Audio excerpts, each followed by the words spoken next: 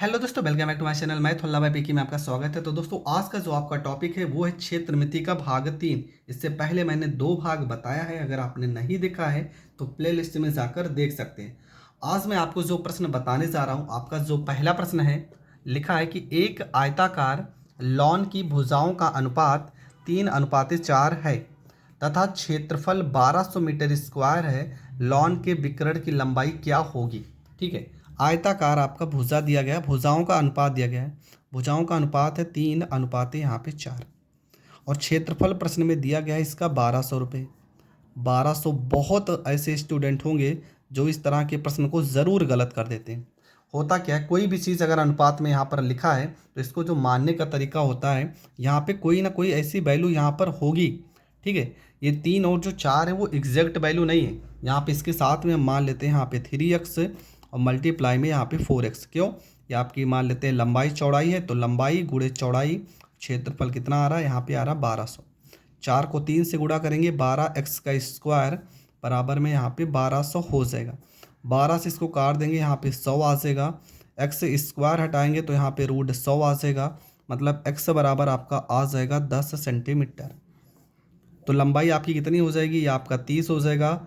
यहाँ पे 4 है तो ये आपका 40 हो जाएगा। ठीक है, मतलब लंबाई और चौड़ाई जो है वो 30 और 40 हो जाएगी। यहाँ पे हम आयत बना लेते हैं। ठीक है, प्रश्न में आपसे ये विकर्ण पूछा गया, क्या होगा? आपको पता है यहाँ 30 है, यहाँ 40 है। एक जोड़ा होता है, एक सीरीज होती है किसका? 3, 4 और 5 का। कैसे? 5 का स्क्वायर करेंगे 25, 4 का स्क्वायर करेंगे 16, 3 का स्क्वायर करेंगे 9। देखो बराबर आ रहा है ना? तो देखो यहाँ पे 3 है, यहाँ 4 है, तो यहाँ पक्का 5 होगा। इसके साथ 0 लगा, इसके साथ 0, तो इसके साथ भी क्या हो जाएगा? 0 हो जाएगा। तो आपको सीधा सा यहाँ पर लिखना है, आपका जो विकर्ण आएगा वो हो जाएगा 50 सेंटीमीटर। लंबाई पूछा होता तो यहाँ 30 सेंटीमीटर, चौड़ाई आपका 40 सेंटीमीटर। सॉरी, सवाल मीटर में था तो मीटर में आएगा। तो ये प्रश्न आपका हो गया कंप्लीट। कुछ भी नहीं करना था। जब भी रेशियो में वैल्यू दिया रहेगा आपको गुणा करना, साथ में यहाँ पे किसी ना किसी चीज़ का स्क्वायर ज़रूर होगा, ये ज़रूर ध्यान रखना है, नहीं तो पूरा प्रश्न आप गलत कर दोगे। सेम प्रश्न, अगला प्रश्न है, लिखा है एक आयताकार लॉन की भुजाओं का अनुपात 12:5 है, क्षेत्रफल 240 मीटर स्क्वायर है, विकर्ण की लंबाई क्या होगी? ये पूछा गया। ठीक है, विकर्ण की लंबाई आपको निकालना है। कुछ भी नहीं करना है, कहानी वही है। आपको यहाँ पे 12:5 दिया गया है, तो आपको लिखना है 12x गुणे में यहाँ पे 5x बराबर में 240। 12 पंचे 60 हो जाएगा, x का स्क्वायर हो जाएगा बराबर में 240 हो जाएगा। 60 को इससे गुणा करेंगे, 6 चौको 24 हो जाएगा। एक्स स्क्वायर बराबर में यहाँ पे 4 हो जाएगा। x बराबर में एक्स स्क्वायर बराबर 4, तो यहाँ पे x का जो मान आएगा, 4 किसका वर्गमूल है? 2 का, तो x का मान कितना आ जाएगा? x का मान आ जाएगा 2। अब यही 2 मान यहाँ पे रखेंगे तो 12 में 2 से गुणा करेंगे 24 हो जाएगा। 5 में 2 से गुणा करेंगे तो यहाँ पे 10 हो जाएगा। ठीक है, यहाँ पे हम सीरीज बना लेते हैं। ठीक, ये आपका हो गया, आयत हो गया। यहाँ की मान लेते हैं आपकी लंबाई 24 सेंटीमीटर है, या आपका 10 सेंटीमीटर है। ठीक है, हमने एक सीरीज पढ़ा है। कौन सी सीरीज पढ़ा? हमने 5, 12 और 13 का सीरीज पढ़ा है। यहाँ पे 5 होना चाहिए तो 5 ना होके 5 से 2 गुना ज़्यादा है। यहाँ 12 होना चाहिए, इससे 2 गुना ज़्यादा है। यहाँ 13 होना चाहिए तो इससे भी 2 गुना ज़्यादा क्या होगा? 26 होगा। ठीक है, जैसे यहाँ 5 होना चाहिए था पर 10 है, मतलब 2 गुना ज़्यादा। उसी प्रकार यहाँ 24 है, 12 से 2 गुना ज़्यादा, तो यहाँ पे जो कर्ण होगा हमारा 13 सेंटीमीटर होना चाहिए। लेकिन सब अगर 2 गुना ज़्यादा है तो ये भी तो 2 गुना ज़्यादा होगा। तो आपका जो विकर्ण जो आएगा वो आ जाएगा 26 सेंटीमीटर, और ये आपका हो जाएगा करेक्ट आंसर 26 मीटर। तो ये प्रश्न भी आपको समझ में आ गया है कि किस तरह से हल करना है।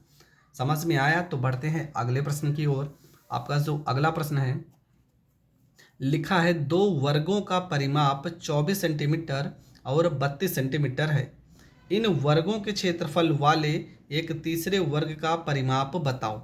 ठीक है, 2 वर्गों का परिमाप दिया गया। आपको पता है वर्ग का क्षेत्रफल परिमाप का फार्मूला होता है 4 गुणे भुजा, चलो A1 मान लेते हैं। कितना दिया गया है? यहाँ पे 24 दिया गया है। 4 छंगा 24, मतलब A1 का मान आ जाएगा 6 सेंटीमीटर। उसी प्रकार दूसरे वर्ग का परिमाप तो 4 गुणे A2 मान लेते हैं। 4 गुणे भुजा यहाँ पे 32 सेंटीमीटर। 4 से काट देंगे तो A2 बराबर आ जाएगा 8 सेंटीमीटर। तो इन वर्गों के क्षेत्रफल वाले एक तीसरे वर्ग का परिमाप बताइए। ठीक है क्षेत्रफल वाले मतलब इसका क्षेत्रफल हमें निकालना पड़ेगा। आपको पता है क्षेत्रफल निकालने के लिए यहाँ पर 6 है, यहाँ पे 8 है, अगला सीरीज पक्का कितना होगा 10 होगा। ठीक है, अगला सीरीज जो होगा वो 10 होगा। कैसे होगा वो भी बता रहे। 3, 4 और 5 का आपने पढ़ा होगा कि 5 का स्क्वायर करेंगे 25, 4 चौक 16, 3 त्रिक 9, जोड़ेंगे 25 आएगा। ये 3 नाव के कितना गुना है इससे 2 गुना। तो ये 4 नाव के कितना गुना था 2, तो ये भी 5 नाव के इससे 2 गुना होगा 10, इसलिए यहाँ पर हमने 10 लिखा है। आप इसका निकाल भी लीजिए। ठीक है, आप यहाँ निकाल सकते हैं कर्ण का स्क्वायर बराबर आधार का स्क्वायर प्लस लंब का स्क्वायर। ठीक है, अब ये वाला फार्मूला क्यों लगा रहे हैं, आप ये लगाओ या ना लगाओ। आपने ये तो पढ़ा होगा हाई स्कूल में कि जब किसी भी मान लो एक वर्ग की भुजा ये है, एक वर्ग की भुजा ये, एक वर्ग की भुजा ये था, प्लस में एक वर्ग की भुजा ये है, मान लेते हैं 6 है, ये 8 है, इनको जोड़ के एक बड़ा क्षेत्रफल वाला वर्ग बनाया जा रहा, तो इसकी भुजा कैसे निकालेंगे। आपको पता है यहाँ 6 है, यहाँ 8 है, तो यहाँ पक्का 10 ही आएगा, क्योंकि वर्ग का जो क्षेत्रफल का फार्मूला होता है वही होता है भुजा का स्क्वायर। तो ये 10 आ चुका है, 10 आ चुका है, तो इसका परिमाप निकालना है। तो आप लिखोगे तीसरे वर्ग का परिमाप बराबर हो जाएगा 4 गुणे भुजा। तो यहाँ पर आ जाएगा आपका 4, भुजा आपका आ गया 10, 10 को 4 से गुणा करेंगे 40 सेंटीमीटर। यहाँ तक आपको कर देना है और आपका ये प्रश्न भी हो जाएगा कंप्लीट। तो ये भी आपका हो गया करेक्ट आंसर। ठीक है, इस तरह का सवाल कभी भी आए आपको इसी तरीके से करना है। अब एक सवाल इसका और है, उसे भी सॉल्व कर लेते हैं। लिखा है सवाल में कि 2 वर्गों का परिमाप 32 सेंटीमीटर और 60 सेंटीमीटर है। इन वर्गों के क्षेत्रफल वाले एक तीसरे वर्ग का परिमाप क्या होगा। तो सबसे पहले 4 गुणे में भुजा A1 बराबर आपका दिया 32, काट लेंगे तो यहाँ पर A1 बराबर 4 अट्ठे 32 आ जाएगा। उसी प्रकार 4 गुणे A2 बराबर आपका दिया गया यहाँ पे 60, 4 से 60 को काट देंगे तो A2 बराबर यहाँ पे 15 आ जाएगा। ठीक है, अगर तीसरे वर्ग का क्षेत्रफल निकालेंगे, क्षेत्रफल बराबर क्या हो जाएगा, पहले का क्षेत्रफल प्लस में दूसरे का क्षेत्रफल का फार्मूला भुजा का स्क्वायर।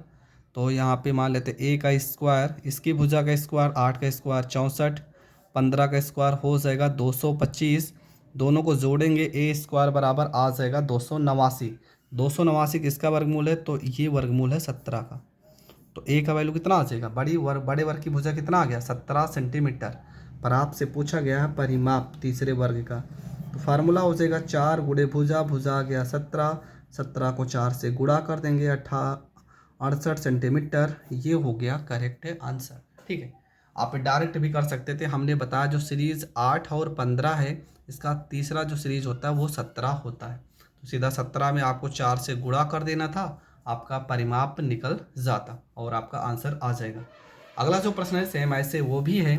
प्रश्न में लिखा है कि दो वर्गों का परिमाप 20 सेंटीमीटर और 48 सेंटीमीटर है। इन वर्गों के क्षेत्रफल वाले एक तीसरे वर्ग का परिमाप क्या होगा। 2 वर्गों का परिमाप। ठीक है, पहले वर्ग का परिमाप तो 4 गुणे भुजा A1 हो जाएगा, यहाँ पे 20 हो जाएगा, 4 पंचे 20, A1 बराबर आ जाएगा 5 सेंटीमीटर। दूसरा 4 गुणे यहाँ पे A2 हो जाएगा, यहाँ पे 48 हो जाएगा, 4 से इसको काट देंगे, A2 बराबर में 12 सेंटीमीटर आ जाएगा। ठीक है, ये 5 आया, ये 12 आया, पक्का तीसरे वर्ग का जो भुजा आएगा ना वो 13 ही आएगा। कैसे पता, हमने पढ़ा है कि 13 का स्क्वायर बराबर होता है 5 के स्क्वायर प्लस में 12 के स्क्वायर के बराबर। ठीक है, तो आपका जो तीसरे वर्ग की भुजा आएगी वो आ जाएगी 13 सेंटीमीटर। सीधा आपको लिखना है तीसरे वर्ग का परिमाप फार्मूला हो जाएगा 4 गुणे भुजा आपका 13 सेंटीमीटर, 13 को 4 में गुणा कर देंगे तो 13 चौको 52 सेंटीमीटर, और ये आपका हो जाएगा करेक्ट आंसर। तो ये प्रश्न भी आपका हो गया कंप्लीट। बढ़ते हैं अगले प्रश्न की ओर। थोड़ा से प्रश्न में घुमा रहा है, ठीक है, ध्यान से समझना। लिखा है 2 त्रिभुजों में क्षेत्रफलों का अनुपात 4:3 है और ऊंचाई का अनुपात 3:4 है, तो आधारों का अनुपात ज्ञात कीजिए। ठीक है, त्रिभुज का क्षेत्रफल हम मान लेते A1:A2 का वैल्यू दिया गया 4:3। ऊंचाई मतलब H1:H2 आपका दिया गया 3:4। फार्मूला होता है, ठीक है, त्रिभुज के क्षेत्रफल का फार्मूला होता है।